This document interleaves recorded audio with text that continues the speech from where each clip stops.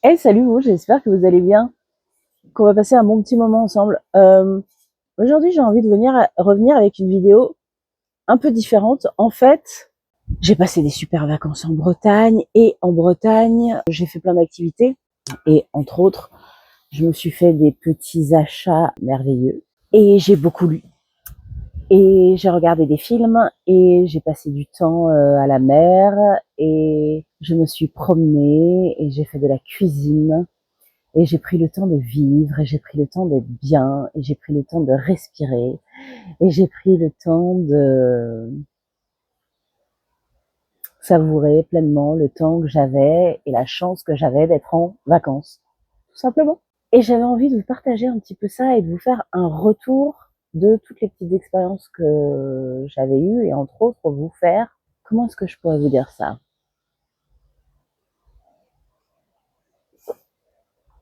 Un petit haul, une petite critique de tout ce que j'ai lu, tout ce que j'ai vu, tout ce qui m'a fait plaisir durant mes petites vacances. Je crois que c'est quelque chose que j'ai jamais fait. Mais vu que là, il y a pas mal de petits trucs, je me suis dit que ça pouvait être sympa de vous partager l'affaire, quoi. Alors, on va commencer tout de suite par la lecture. Je suis pas quelqu'un qui lit énormément dans l'année, mais quand je prends du temps pour moi et quand je suis en vacances, je le fais. Et je suis tombée amoureuse de la plume d'une auteure, écrivaine, Frida McFadden. Frida McFadden, vous en avez probablement entendu parler, parce que c'est une auteure à succès, une autrice de best-sellers. Et en fait, j'en ai tellement entendu parler que je n'ai pas commencé par ces best-sellers-là, parce que, en fait, je ne sais pas si vous êtes comme moi, mais à chaque fois que j'entends trop parler de quelque chose, que ce soit un film, que ce soit une sortie, c'est-à-dire de la mode, que ce soit de la littérature, que ce soit quand on encense trop quelque chose, j'ai toujours peur d'être déçue et très souvent je le suis, en fait. Et donc j'avais envie de rencontrer cette plume-là, mais de pas la rencontrer à travers le succès pour lequel elle a été connue, mais de la rencontrer pour autre chose. Et j'ai eu la chance de me rendre compte qu'elle avait écrit d'autres livres que ces fameux livres dont je vais vous parler tout de suite après. Je fais du suspense pour le suspense. Voilà. Et donc, Frida McFadden, vous la connaissez pour La femme de ménage. Mais moi, je l'ai connue grâce à deux livres que j'ai lus cet été, qui sont La psy,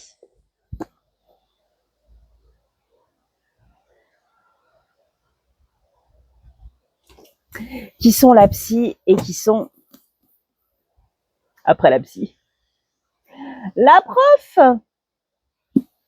Voilà, qui sont deux livres que j'ai adorés. Qu'est-ce que j'aime dans la plume de cette femme? Ce que j'aime, c'est qu'elle parle comme nous, que la lecture est extrêmement simple. Elle parle comme elle pense, elle parle comme elle... Non, elle écrit comme elle pense, elle écrit comme elle parle. C'est extrêmement facile à lire, c'est extrêmement addictif. On a envie de connaître la suite. J'ai beaucoup aimé la façon dont elle scinde son livre en chapitres qui souvent ne font que 2-3 pages. Donc en petits chapitres, comme des petites scénettes qui ne font que 2-3 pages, et en grande partie. Des fois, il y en a 2 ou il y en a 3 parties, qui sont des parties à rebondissement. J'ai été très surprise dans ces deux livres. Bien évidemment, on ne s'attend pas à ce qui se passe à la fin.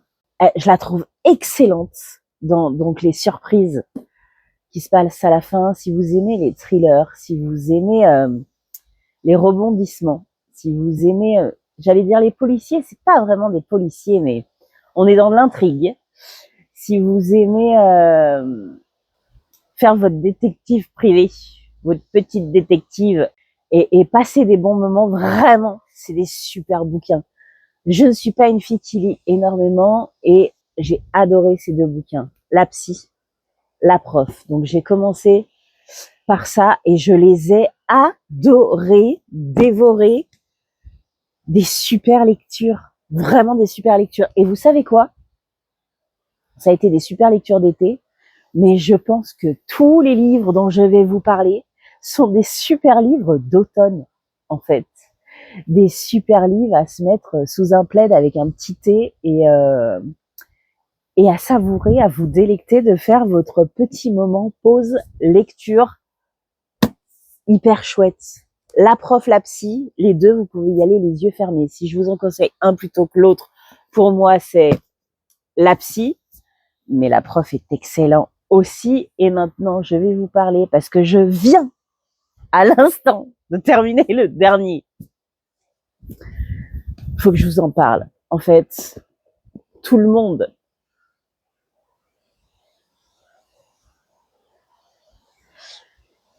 en parle. Je n'ai pas voulu suivre le mouvement. Mais en fait, en ayant traversé la façon d'écrire les mécanismes littéraires de Frida McFadden, eh ben, j'ai pas pu faire autrement, quoi. J'ai eu envie de comprendre quel était ce phénomène incroyable qu'est la femme de ménage. Si vous aimez pas lire, je vous le dis, spoiler alerte, si vous ne faites pas attention aux sorties sur YouTube et aux bandes annonces sur YouTube, la femme de ménage sort le 24 décembre au cinéma. Parce qu'en fait, ça a été une telle folie furieuse que le premier livre, La femme de ménage, va sortir le 24 décembre au cinéma. Lisez-le avant. Sérieusement, lisez-le avant. Après, la bande-annonce me fait tellement penser au film. Et en même temps, je voyais tellement pas ça comme ça. Mais bon. La femme de ménage, c'est Millie, une jeune femme. Elle s'appelle Millie. Émilie, Mimi, Millie. Autant vous dire que j'ai accroché avec le personnage sans problème dès le premier instant. Après, elle a pas sa vie. Enfin, j'ai pas sa vie et heureusement. J'ai envie de vous dire, femme de ménage, on est dans le suspense de suspense, dans le livre de Phias, on est dans l'intrigue, on est dans les jeux psychologiques, on est dans la super-héroïne quotidienne. Voilà, j'ai adoré La femme de ménage. Le 1, je l'ai adoré. Encore une fois, vous ne vous attendez pas au rebondissement. Le suspense, c'est le suspense. Et vous croyez avoir tout compris? Bah non, j'ai envie de vous dire. Le deuxième, les secrets de la femme de ménage. Parce qu'elle ne vous a pas tout dit dans le numéro 1. On continue. Avec elle, elle est géniale. Elle est géniale. J'ai adoré le numéro 2. On s'attache au personnage parce qu'en fait, il n'y a pas qu'elle qu'on voit sur plusieurs fois. On s'attache au personnage, elle grandit, elle évolue, elle tombe amoureuse de quelque chose. Enfin, moi, je trouve ça génial.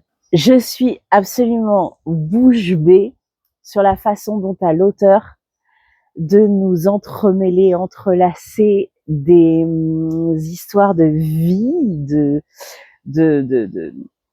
la vie qui passe, qui avance, les étapes de vie avec de suspense et de l'intrigue et du jeu psychologique et du thriller et vraiment, mais je suis complètement fan, j'ai adoré.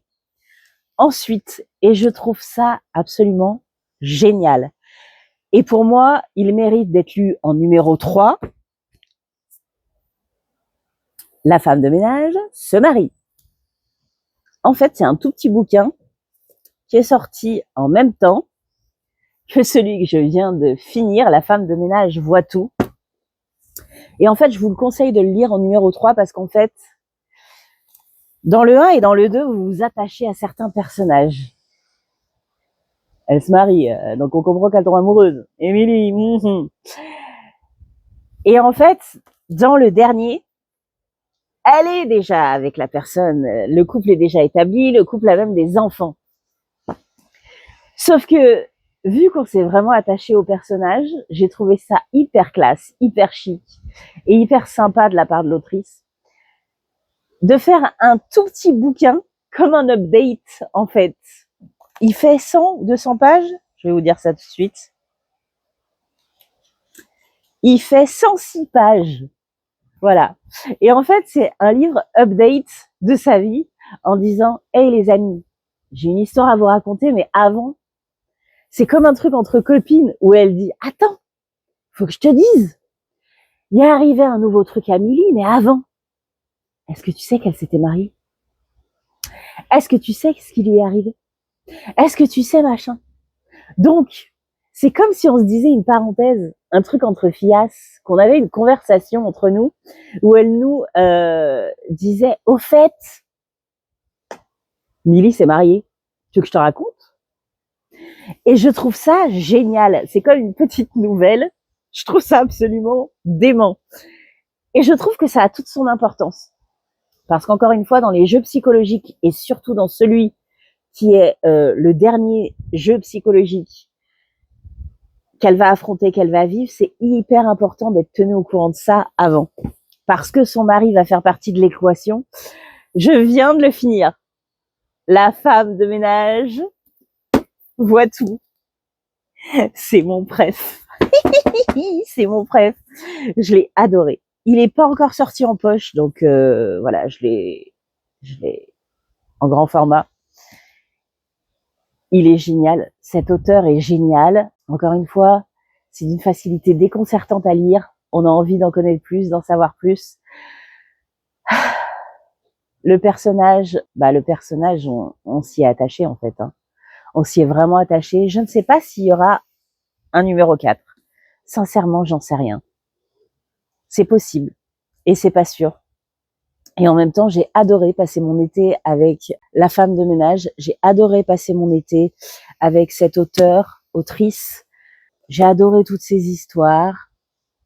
Voilà, je peux rien vous dire de plus. J'ai passé presque 15 minutes à vous encenser Frida McFadden. Mais si vous aimez lire, si vous n'avez pas envie de vous prendre la tête, si vous avez envie de passer un bon moment, si vous aimez les intrigues, les livres qui se lisent comme ça, courez, j'ai envie de vous dire. Vous offrir ces bouquins parce que ils sont trop chouettes. Voilà. Ça, c'était pour les bouquins. Autant vous dire. Voilà, autant vous dire que j'ai lu cet été et que c'était super chouette. C'était super agréable et que ça fait du bien aussi de se déconnecter complètement de nos réalités pour passer des bons moments et faire travailler un peu notre imaginaire. Et puis pour celles qui n'auraient pas envie de s'y mettre, qui auraient la flemme, attendez de voir le film. Je pense que le film va être très bien. Il est avec une actrice blonde que j'adore. Je vous mettrai le nom parce que j'ai oublié le nom. Avec Michael Morone. Voilà, La classe à Dallas. Voilà, je pense que ça va être un film plutôt sympa, du suspense. J'espère qu'ils vont être à la hauteur de la plume de l'auteur. Et donc voilà, j'ai envie aussi de vous parler d'une petite chose, puisque la rentrée est passée. On est dans le dernier trimestre avant la nouvelle année et j'avais envie de vous parler, ça c'est pas une nouveauté, mais j'ai commandé en fait le prochain. Je suis encore en vacances, j'ai commandé le prochain, il arrivera à mon retour.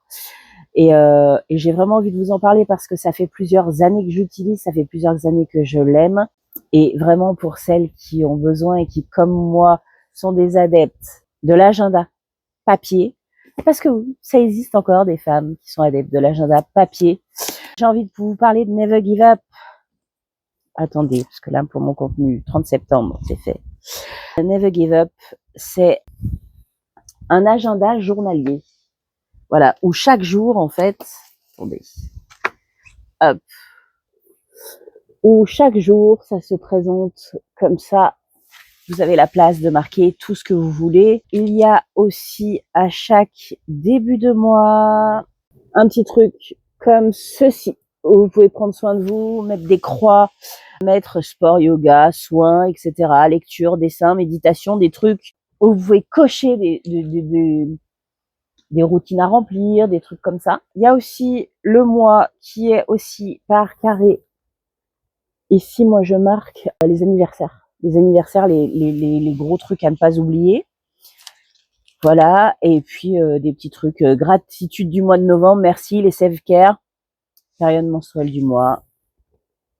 Donc chaque début de mois, vous avez des trucs comme ça. Sinon, c'est un agenda journalier. Moi, je l'adore. Vous avez plein de notes à la fin de votre agenda. Je vous ai pas dit la marque. C'est un Woman Warrior. Voilà. Je l'aime beaucoup, beaucoup, beaucoup, beaucoup cette petite boutique. Je trouve que la qualité de leur agenda est top. Agenda spirale. Moi, ce que je fais, je découpe. Je sais pas si vous allez voir. Hop. Chaque jour, je découpe un petit peu les bords. Comme ça, je sais exactement où j'en suis. Ils ont aussi un marque-page. En général, mon stylo, je le fous ici. Dedans, je suis tranquille. Je trouve que la qualité de cet agenda est absolument géniale. Je m'en sers tous les ans, depuis des années maintenant. Et j'avais envie de leur faire la pub, comme ça, gratos. Parce qu'en fait, je kiffe. Et que parler des choses qu'on aime, des gens qu'on aime, et en particulier des femmes qu'on aime, c'est la base des bases, j'ai envie de te dire. Voilà. Donc j'avais envie de vous parler de ça. J'ai envie de vous parler aussi de 2-3 films et de 2-3 séries. J'ai regardé cet été un navet qui est, je crois, un des navets les plus retentissants que je n'ai jamais vu de ma vie, qui est Abigail sur Netflix. On est dans la saison Halloween, hein, donc j'avais envie de me faire un petit peu peur, un petit peu des frissons et tout. Autant vous dire que c'est un navet que je me demande comment encore aujourd'hui on peut mettre autant d'argent pour créer des films pareils. Autant Conjuring, le dernier qui est sorti en fin septembre, le dernier Conjuring, j'ai hâte de le voir. Si vous saviez mon impatience, je trépigne. Et d'ailleurs, c'est un conseil, si vous aimez avoir la trouille, si vous aimez un petit peu les trucs suspense, d'horreur, thriller, qui sont vraiment bien ficelés, regardez les Conjuring. Et les Warren, le couple Warren, si vous ne connaissez pas le couple Warren, c'est un couple qui a existé, hein, et qui a travaillé avec j'allais dire le pape, n'importe quoi, avec l'Église catholique, qui travaillait avec l'Église catholique en démonologie. Voilà. Et qui était très connu aux États-Unis pour ça, et pour être d'ailleurs le couple qui a, en termes de preuves et de documentation, le plus de documentation sur les possessions, etc., etc. Si vous aimez toutes ces choses, en octobre, novembre, vous foutre la trouille, vous passez des bons moments devant la télé avec du bon cinéma, du suspense, regardez les Conjuring. Et je ne sais pas si vous avez vu le dernier, mais moi j'ai hâte de le voir, je vous en reparlerai probablement. Mais ne regardez surtout pas Abigail sur Netflix. Une série plutôt intéressante, Disclaimer, avec Cate Blanchett, que j'ai adoré, qui est une série, je sais plus si c'est une série Prime ou Apple TV, super série avec super suspense et surtout un final dont on ne s'attend absolument pas. J'aime être surprise par des séries, j'aime être surprise par des films et vraiment c'est une série que j'ai adorée, une série encore une fois féminine où la couverture et les rôles les plus importants sont des rôles de femmes puissantes et j'ai adoré cette série. Autant vous le dire comme ça, soit dit en passant, il y a beaucoup de cucu, il y a beaucoup de fesses, voilà. Mais même si au départ on peut être dérangé par certains aspects justement de ce côté-là, tout a un sens. Ce n'est pas de la miche pour de la miche, voilà. Et je reconnais à la fin, après avoir vu tout le schmilblick du machin, qu'il y avait une raison à ça, et j'ai trouvé cette série plutôt hyper intéressante. Si vous aimez ce genre de série à suspense, mais je l'avais pas vu venir, et ben vous serez servi. Voilà. Donc Disclaimer avec Cate Blanchett, j'ai adoré. Qu'est-ce que j'ai aimé d'autre? Ou plutôt, qu'est-ce que je n'ai pas aimé? Parce qu'en fait, j'ai envie de vous parler de 2 petits films auxquels j'ai été extrêmement déçue. J'ai vu la fin de Mission Impossible, le dernier volet. J'ai été extrêmement déçue. J'ai l'impression qu'aujourd'hui, tous les gros films à gros moyens, à gros suspense, ce n'est plus que de l'ordinateur. Je trouve qu'ils deviennent extrêmement laxistes sur les intrigues, sur les histoires, que tout est tiré par les cheveux, que tout devient un peu comme du jeu vidéo en fait. Et j'étais extrêmement déçue parce que je crois que c'était la dernière Tom Cruise pour Mission Impossible. Et j'aurais aimé que ça finisse en apothéose. Il y a énormément de références sur tous les Missions Impossibles qui ont été. Il a été excellent, il était incroyable, il est toujours aussi bon en cascade, mais le film en lui-même ne casse pas trois pattes et un canard. Et j'ai envie de vous dire que les deux derniers volets, ça fait plouf comme le dernier volet de James Bond en fait. Avant que Daniel Craig parte, le dernier James Bond, j'ai été extrêmement déçue. Et encore, je trouve que les scénaristes ont réussi à faire quelque chose de pas mal, mais bon. Voilà, le dernier Mission Impossible, je l'ai vu cet été, j'ai trouvé ça nul. Donc si vous ne l'avez pas encore vu, que vous hésitez, passez votre chemin, j'ai envie de vous dire, ou faites-vous ça un dimanche de novembre quand il pleut l'après-midi et que vous n'avez rien d'autre à faire que de vous mettre sous un plaid avec un bon thé. Voilà. Deuxième film qui m'a déçu, mais alors, autant vous dire qu'on est plus du côté du navet, tellement il m'a déçu, c'est L'ombre d'Emily 2. Autant j'ai beaucoup avec Blake Lively et je me rappelle jamais de son nom alors que je l'adore, une petite brune, trop mignonne. Autant vous dire que autant j'ai aimé le premier, j'ai trouvé le truc sympa, féminin, piquant, un peu second degré, humour bizarre mais humour quand même, un peu dramatique chic. J'ai aimé le premier, L'ombre d'Emily, autant le deuxième est une caricature de la caricature en elle-même. Ce film est nul, les vannes sont pas drôles, le suspense est à chier, c'est un navet. Voilà, je ne peux pas dire autre chose que c'est un énorme navet. Blake Lively est une caricature d'elle-même. Je crois qu'on peut pas avoir un jeu d'actrice aussi nul. Voilà, c'est très rare que je sois si négative sur quelqu'un. Mais vraiment, j'ai envie de vous dire, n'allez pas le voir. Je terminerai parce que cette vidéo risque de durer des heures. Sinon, j'avais envie de vous parler de plein de choses, plein d'achats que j'avais fait, plein de choses que j'avais fait, mais ça risque de durer trop longtemps. Donc, ce ne sera que de la lecture et de l'audiovisuel, de la filmographie. J'ai envie de vous dire que c'est dans les vieilles marmites qu'on fait les meilleures compotes. Ce n'est pas ça l'expression, mais j'ai que ça qui me vient sur le bout de la langue. C'est dans les vieux pots que, voilà. Si vous aimez les trucs les films à suspense, en cette période de l'année, alors je sais pas si vous avez des films de Noël chaque année. Moi, j'ai des films de Noël chaque année. On s'en fera une vidéo très vite. Petites choses, rituels de Noël, lifestyle de Noël, bien-être de Noël, cocooning de Noël, voilà. Mais je me suis dit que ça pouvait être intéressant aussi de vous parler de ces bons vieux films qui font toujours autant d'effets quand il fait mauvais en octobre-novembre et qu'on a envie de se faire du Halloween. Souviens-toi l'été dernier. Antise, c'est peut-être le vieux film que je regarde chaque année en fait, chaque année en cette période. Antise. Et si vous aimez le gore, les Sceaux. Moi, je me refais les Sceaux fin octobre, début novembre, chaque année, parce qu'en fait, c'est cette saison-là. Voilà, et les Conjuring, c'est vraiment mes films préférés. Avec le film d'Anthony Hopkins, où il est prêtre et qui fait... je sais plus comment il s'appelle. La honte. Le rite. Anthony Hopkins, qui est prêtre et qui fait des... Le film s'appelle Le Rite et c'est Anthony Hopkins qui est prêtre et qui fait de l'exorcisme. Voilà. Je ne vous parlerai pas de tous ces vieux films, L'Exorciste, Freddy, Les Griffes de la Nuit, tous ces films-là, ou les Scream, souviens-toi l'été dernier 2, qu'on regardait dans les années 90 quand on était ado, parce que je trouve que c'est tranquille, voilà.